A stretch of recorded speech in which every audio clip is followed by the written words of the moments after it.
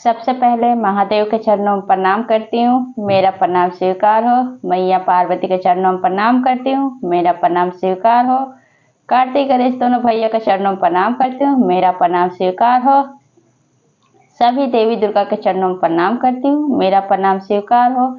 आप सभी गुरु भाई बहन के चरणों में प्रणाम करती हूँ और महादेव से दया मांगती हूँ कि हे महादेव सब पे दया कीजिए, पल पल दया कीजिए। आज जो कथा मैं आप लोगों को सुनाने जा रही हूँ, एक गरीब ब्राह्मण के घर आए महादेव। कथा बहुत सुंदर है, शुरू से अंत तक सुनिएगा और कथा अच्छा लगे तो मेरे वीडियो को लाइक कीजिएगा। अगर आप लोग नए हैं तो चैनल को सब्सक्राइब कीजिएगा, घंटी के निशान को जरूर दबाइएगा ताकि कोई भी कथा हम डालें तो आसानी से आप लोग के पास पहुंच जाए और आप रोज नए नए शिव चर्चा कथा सुन सकें। और दोस्तों में रिश्तेदारों में शेयर कीजिएगा। कमेंट बॉक्स में हर हर महादेव जरूर लिखिएगा, क्योंकि भगवान का नाम बोलने से, लिखने से, सुनने से सारी कष्ट, सारी परेशानियां दूर होती है। और गुरु भाई बहन आप लोग से हाथ जोड़ के विनती करती हूँ कि आप वीडियो को ज़्यादा से ज़्यादा लाइक कीजिए। इससे ये होता है कि जो महादेव के भक्त, जो शिव शिष्य इस कथा को नहीं सुन पाते तो उनके पास आसानी से पहुँचता है। अब कोई भी महादेव का चर्चा आधा अधूरा नहीं सुनना चाहिए। आधा अधूरा सुनने से महादेव का अपमान होता है, पूरा सुनने से ज्ञान होता है। तो चलिए कथा शुरू करती हूँ। एक गांव में एक ब्राह्मण रहते थे। ब्राह्मण बहुत गरीब थे और ब्राह्मण के घर में कोई नहीं था। ब्राह्मण अपने घर में अकेले रहते थे। ब्राह्मण क्या करते थे कि वो महादेव के मंदिर जाते, अपना पूजा पाठ करते, शिव चर्चा होता तो वहाँ पे जाते, 4 घंटे का चर्चा अपना महादेव का सुनते थे, वहीं पे कीर्तन भजन करते थे, अपने घर आते थे। तो उनका एक दिन मन किया कि क्यों ना मैं महादेव का भव्य पूजा करूं। उनका मन किया कि भव्य पूजा करूं महादेव का, लेकिन उनके पास इतना धन दौलत नहीं था कि वो भव्य पूजा कर सके।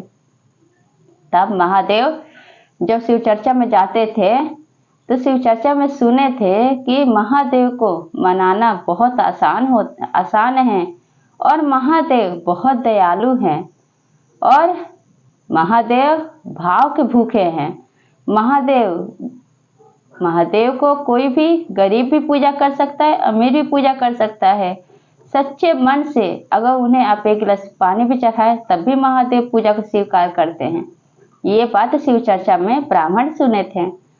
तब महादेव एक दिन सोए हुए थे तो मन ही में महादेव को अपना याद करके उनका भव्य पूजा शुरू करने लगे।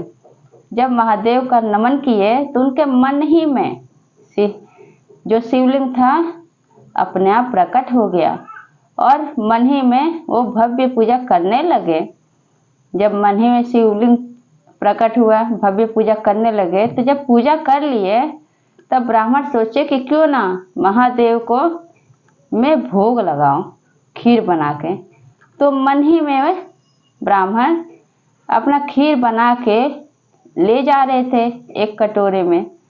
तब सोचे कि क्यों ना मैं इस खीर को देखूं कहीं गर्म तो नहीं है। तब ब्राह्मण मन ही में वो खीर को जैसे लेकर गए शिवलिंग के सामने और उसमें उंगली डाले, तब तक उनका उंगली जल गया। और जब उनका उंगली जल गया ब्राह्मण के, तब उनका आँख खुल गया। मन ही में जब उनका उंगली जल गया, जो खीर बना के ले गए थे महादेव को चढ़ाने के लिए, भव्य पूजा जो किए थे महादेव ब्राह्मण, तो जब आँख खुला तो क्या देखते हैं कि हकीकत में ब्राह्मण का उंगली जला हुआ है। अब ब्राह्मण को बहुत आश्चर्य में हो गए कि मैं मन ही में महादेव का भव्य पूजा कर लिया, उनके लिए खीर बनाया और मैं मन में ही उस खीर में हाथ डाला तो मेरा उंगली जल गया। हकीकत मेरे उंगली में उंगली जला हुआ है, दाग लगा हुआ है उस पर और उंगली में जलन हो रहा है। अब ये सब बैठे कैलाश पर्वत में महादेव, मैया पार्वती दोनों देख रहे थे।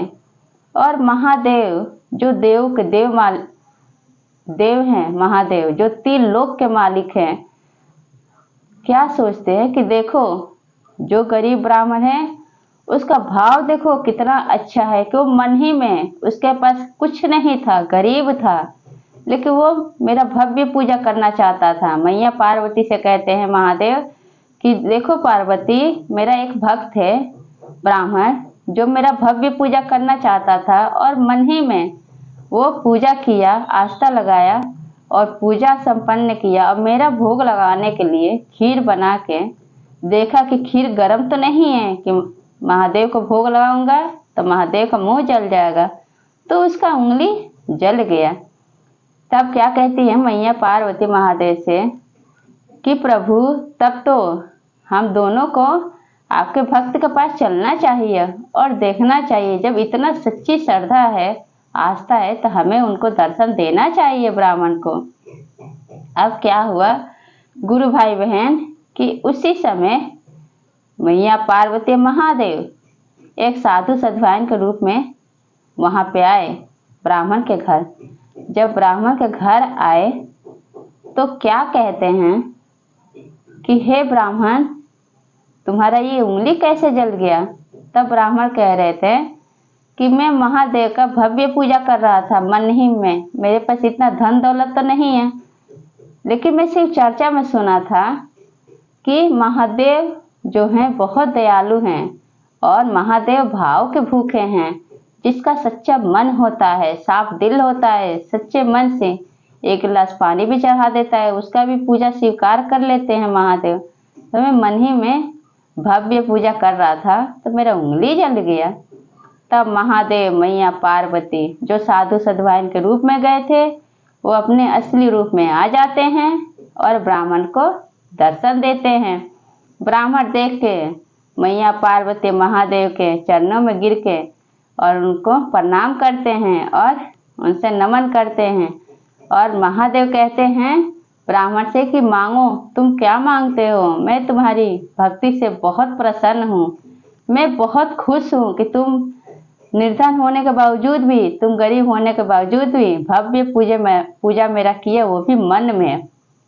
कितना सच्ची श्रद्धा है, मैं बहुत खुश हूँ, मांगो तुम क्या मांगते हो? तब ब्राह्मण कहते हैं कि प्रभु, हमें कुछ नहीं चाहिए, आपका दर्शन पाके मैं तो धन्य हो गया प्रभु। आप अपनी पूजा हमें स्वीकार दे, यही आस्था रखते हैं आपसे, हमें कुछ नहीं चाहिए, आपका दर्शन हुआ, हम धन्य हो गए प्रभु। अब ये ब्राह्मण जब बोले तो महादेव खुश हो गए, लेकिन फिर भी उसके पास, ब्राह्मण के पास धन दौलत कुछ नहीं था। महादेव ने उसको ढेर सारा धन दिए और उसका गरीबी दूर कर दिए। और वो ब्राह्मण जो गरीब था, महादेव का एक मंदिर बनवाया और रोज नित्य प्रतिदिन शिव चर्चा करता था, पूजा पाठ करता था।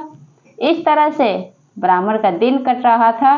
और जब वहाँ पे महादेव और मैया पार्वती दोनों वहाँ से चले जाते हैं कैलाश पर्वत पे, ब्राह्मण को ढेर सारा धन दौलत देके, और जब उसका दिन पूरा होता है ब्राह्मण के, तब ब्राह्मण मरता है तो महादेव अपने शिवलोक में उसको स्थान देते हैं।